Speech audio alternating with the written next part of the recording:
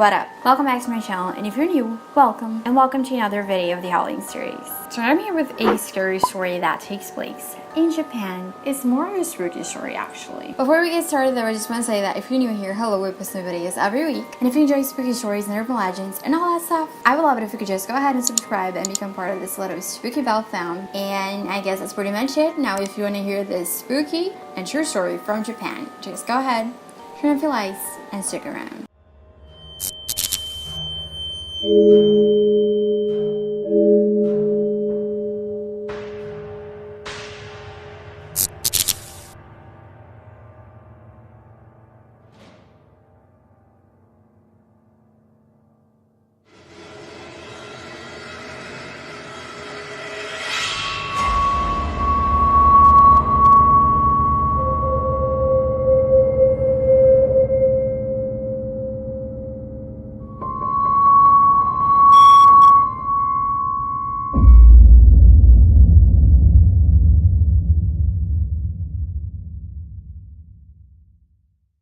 So this guy lived in Japan for about 2 years, and he lived on this island in an apartment complex, but there were 9 other people living there as well. They were all English teachers. All of the 4 apartments were 2-story townhouse style, and his apartment was the newest of the bunch. And before him, another English teacher lived there for about 2 years. He moved in there at the beginning of August when it was like really hot there in Japan, or just like also as hot as hell, and the air conditioning in the apartment was downstairs, and the bedrooms of course were upstairs. And so he decided to start sleeping downstairs because it was just too freaking hot. So one day after school, he got home to find his back door wide open, and it was a glass door. And before leaving his house, he closed it. And so he thought someone had broken in, but nothing really happened and nothing was stolen. One of the neighbors helped him look everywhere to see if they would find like something strange, but they didn't. And so he was like, that's not a big deal. It was probably just a bunch of Japanese kids just like curious to see what a foreigner's house looks like. And so I forgot about that. But as he was getting ready to go to sleep, actually he was already falling asleep, and that's when he heard footsteps upstairs. And at first it just sounded like someone pacing back and forth, so like between the 2 bedrooms, but it suddenly stopped. He was lying down, shaking and holding his breath.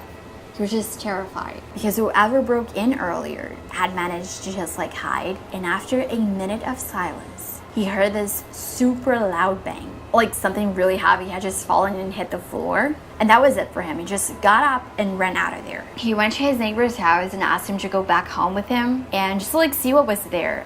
But again, nothing was there. And this kept happening every single night.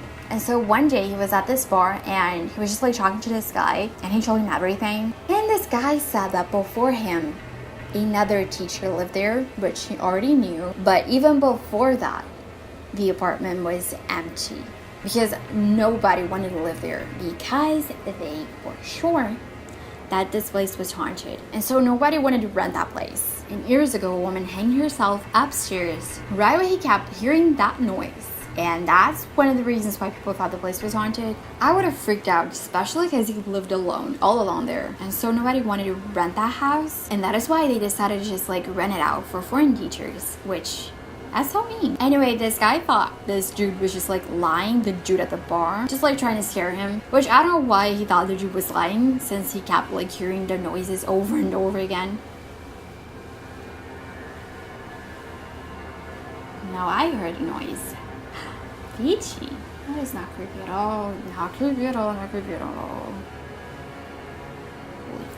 But one day, something freaked him out even more. So he was cleaning the apartment, and on the underside of the windowsill, someone had carved the words, "Try to smile," 10 times. I honestly didn't get that, but yeah. Was that the woman that killed herself? Like the spirit of this woman? Or just like, what the hell was that? What do you think it was? Anyway guys, that is it for tonight's video. It was really scary because, you know, it is sad to be a true story. But again, I'm saying we can never know that for sure. So I really hope you guys enjoyed this video. And if you did, please don't forget to like button. If you're still watching, I would love it if you could just leave a little smiley emoji and a little ghost emoji down in the comments. Thank you so much for taking your time today just to sit down and watch this video, and I'll see your children tomorrow. Bye.